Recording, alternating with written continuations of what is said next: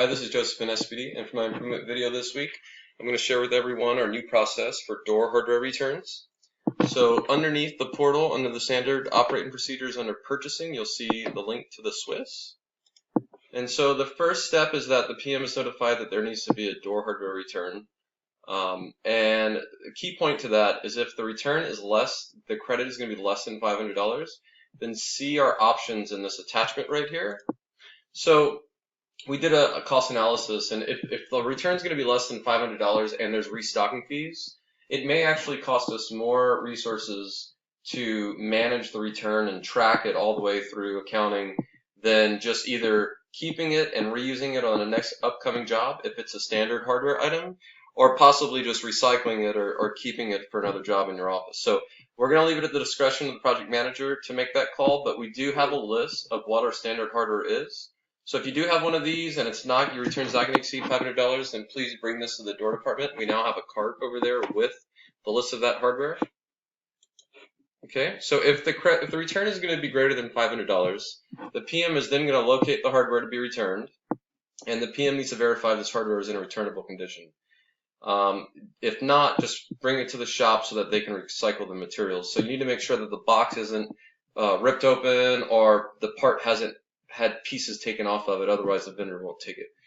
So the next step is the PM is going to fill out a standard RGA form and forward to the door coordinator. So if you're running a job on a new curtain wall project, you'd send that to Elena, or for SPD, it's going to be Aaron, along with where the hardware is currently located.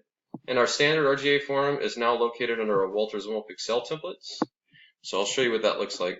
So every vendor had different return forms. So instead of having to have a database of their vendor specific forms, we just took all the data that they typically look for and made a Walters and Wolf label. So the project manager is going to fill all of this part out. Some of these are drop downs. So like your vendor, if you pick on who it's going to go to, it'll update the actual contact information. And PM fills this part out and then forwards this RGA form to Elena. And in this tab right here, we'll even have a list of the restocking fees. So this will help you calculate how much your return is actually going to be. So going back here, so once the PM forwards that along with the hardware location to the door coordinator, the coordinator is going to initiate a return with the vendor to receive the vendor's RGA number and tracks on their Trello board. Most vendors require their own RGA number to be sent with the material, and this is how those vendors track the return. So the next step is that the door coordinator is going to coordinate hardware to be brought to the return cart in shop A. The door coordinator also places our standard RGA form on Marvin's cart. And so we did that to create a standard place for all door hardware returns. So as you can see in this picture here, this is right outside of Marvin's area.